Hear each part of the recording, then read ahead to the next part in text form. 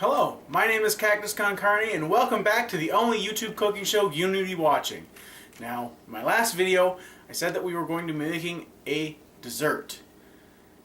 I half told the truth. We're going to be making two different things today, and they're in the same vein, and it all involves now I picked grands, but you can pick the small ones if you really wanted to, but a tube of Pillsbury grands or regular Crescents. Now, there's going to be one that's a savory, more like a snack, appetizer, whatever, for, football games, what have you, and dessert. And we're going to do a dessert first, and then I'll show you how to do the savory one after. It'll be kind of in the same go, and then we'll pop them all in the oven at the same time and pull them out and taste test them.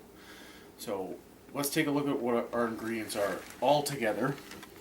So, I've got 4 packages of the grands. Now, they make 4, it says dough for 4 each. There's 4 crescents in here. So, I've got 2 for the dessert and 2 for the appetizer.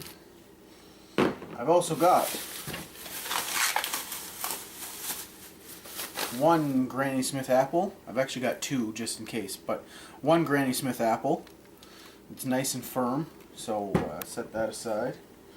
I've got some melted butter, and in the melted butter I've just splashed some vanilla extract. I've used pure vanilla extract. You can use artificial if you'd like. And this is just going to be, the apples are just going to be dipped into this and then put on the grands. And I've also got apple pie spice. Now if you don't have apple pie spice, what you can do is you can get yourself some ground cinnamon, some ground nutmeg, and some ground allspice. Now, as I said in my videos before, freshness is always better. Grind it yourself. But I can't, actually I just found them the other day, but I haven't gotten cinnamon sticks yet. But I've got cinnamon. Can't find nutmeg in town, can't find allspice in town either. So this is what I've gone with, and it's 1.5 teaspoons each of the cinnamon and the nutmeg, and then 1 teaspoon of the allspice just in here. Now I've also thrown in brown sugar into this mixture as well, and this is just going to go down on top of the grands before your apples. Now in the recipe that's on Pinterest, it also says pecans. I'm not a big pecan apple pie person, so I mean, if you want to, you go right ahead. But I've kind of tweaked this this recipe for my tastes. For the savory, we've got a package of pepperoni slices. Now this took me forever to try and find nice little round pepperoni slices. I'm not even going to use this entire package, but it is resealable, so that's a plus. I've got some shredded mozzarella, pizza mozzarella cheese,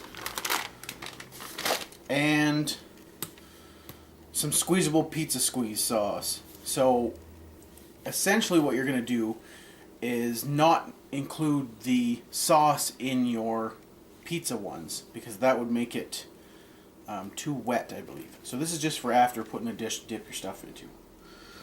So that one's simple. Let's start with the apple pie. Okay, so I've rolled out a little bit. This one had a hole in it, so I kind of just patched it. But rolled out 2 of them because that's all I can fit on my cutting board at a time. I'm just going to take, light sprinkling of my apple pie brown sugar mixture. Man, words today. And just kind of like spread it out nice evenly on both.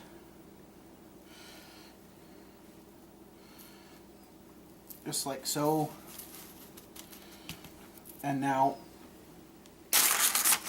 with the melted butter, just like this. And this is melted butter and vanilla extract, like I said. So just dip your apple in side of it, make sure it gets all nice and coated. Shake it off a little bit, and put that in the center. At the big fat end is where you want to do this. And just kind of loosely roll it up like it says to. And make sure it kind of all sticks a little bit. Place it on. Now I've just got a parchment lined cookie sheet. Actually, it's my sheet pan. Same difference.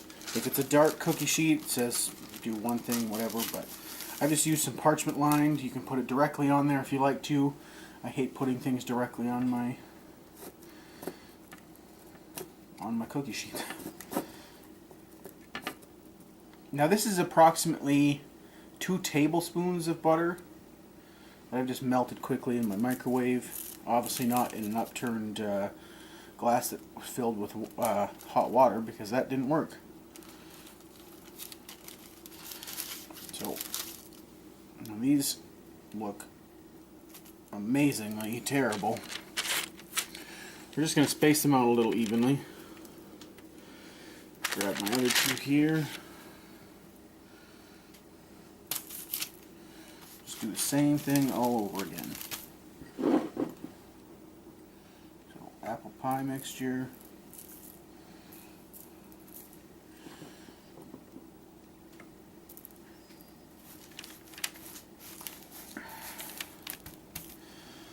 Get my apples.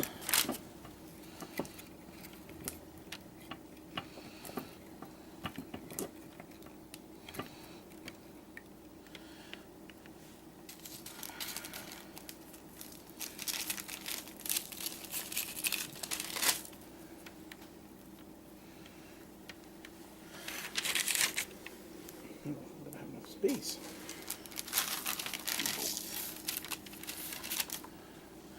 Now, if you have forgotten to take your sticker off your apples like I have, you need to do that now, or you can leave them on if that's what you prefer.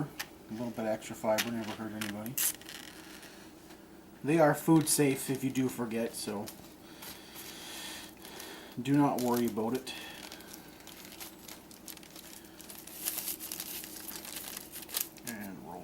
Up like that.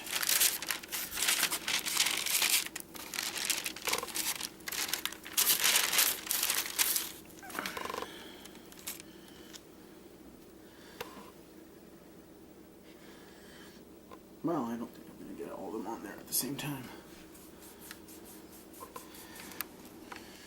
So this is a good time to talk about why we have gloves. Now, I should have been wearing gloves for doing this. I'll explain why in a minute. As you can see, my hands are covered in spice and butter. Now, I was trying to do spice with one hand and butter with this one, but as I'm rolling it up, I'm getting butter all over this hand as well. But this is essentially what club hand is where you're dipping into your spice, into butter, into spice, into butter, into spice, like this, and you're getting everything, your hand covered like this. So when you're doing deep frying and other things like that, this is what you're trying to avoid. Now, this is club hand, is you get it all over your fingers like this, and it makes cleanup really hard.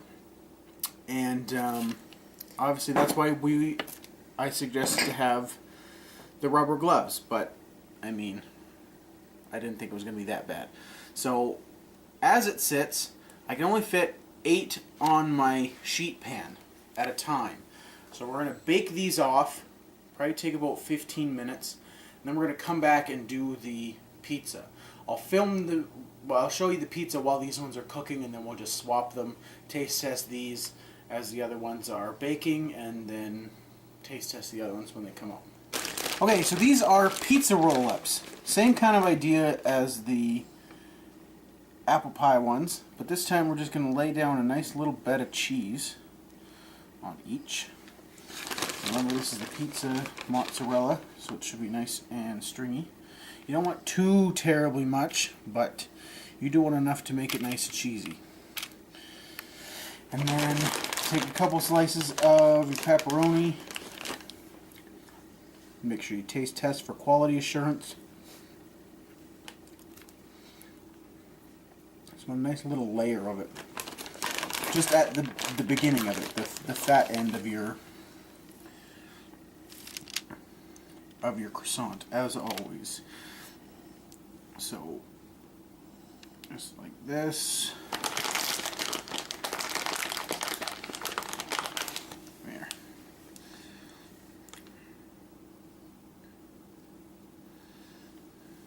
That should be enough. And then just roll it up like normal. Now, since these ones don't have a great big piece of apple in them, you can kind of make them actually into the croissant shape by, you know, turning them inward like that. So, get your cheese on there and roll it all up.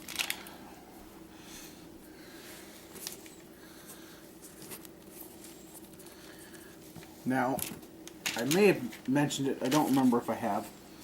To bake these is $3.75. Just follow the directions on the back of the container essentially, but it's $3.75. The grands cook for about 12 to 15 minutes. I pop the apple ones in for about 12. We're going to check them, see if they're browned. And then if they are, we're going to pull them out and not overcook them. So the smaller ones go for about 10 to 12.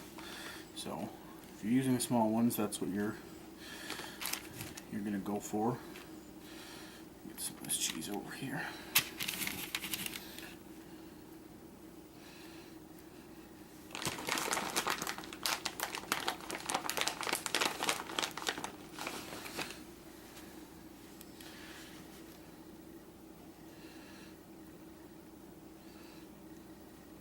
Now you can put more pepperoni if you want, but I find that it might get a little bit too greasy.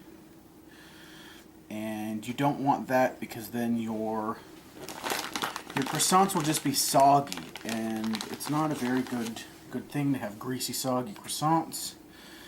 You do kind of want them to still be a little bit crisp, and that's why we're not putting the pizza sauce directly into this. Got another one there. So I'm going to finish these up, plate them all out, get them in the oven. Once the other ones beep out, we'll taste test the other ones, and I'll come back to you. So this is what it is after it's come out. It is pretty flaky still, and nice and warm.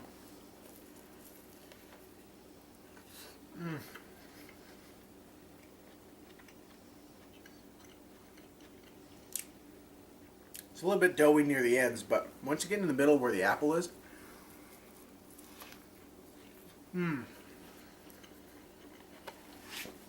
that's great. It just, the apple's still a little bit firm, so if you don't like that, you can also use the pre-made apple pie filling in the tin, and you can do that. I've been told that works just as well, but I'm okay with it. It tastes pretty good, like an apple pie, but you also get the taste of the croissant as well, right?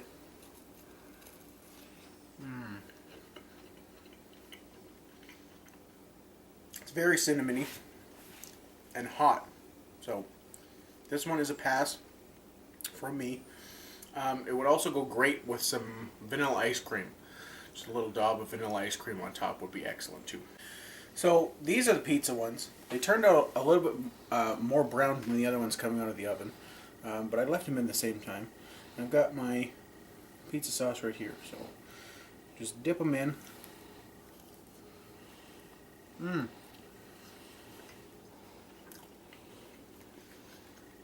that nice stringable mozzarella on the inside, just like that. That's exactly what I was looking for. And the pepperoni's not bad. It was all fully cooked on the inside, but they're really good, and the croissant is really flaky, gives you that extra texture to it. I'd say these are also a pass. So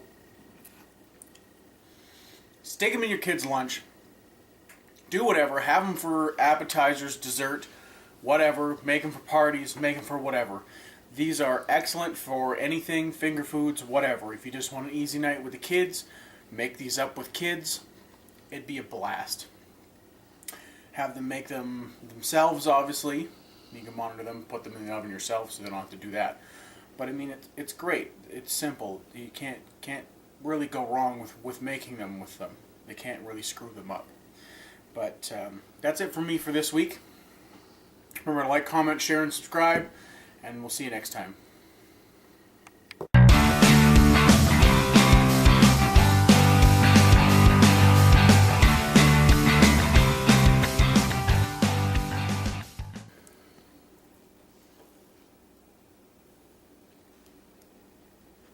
Stop filming me.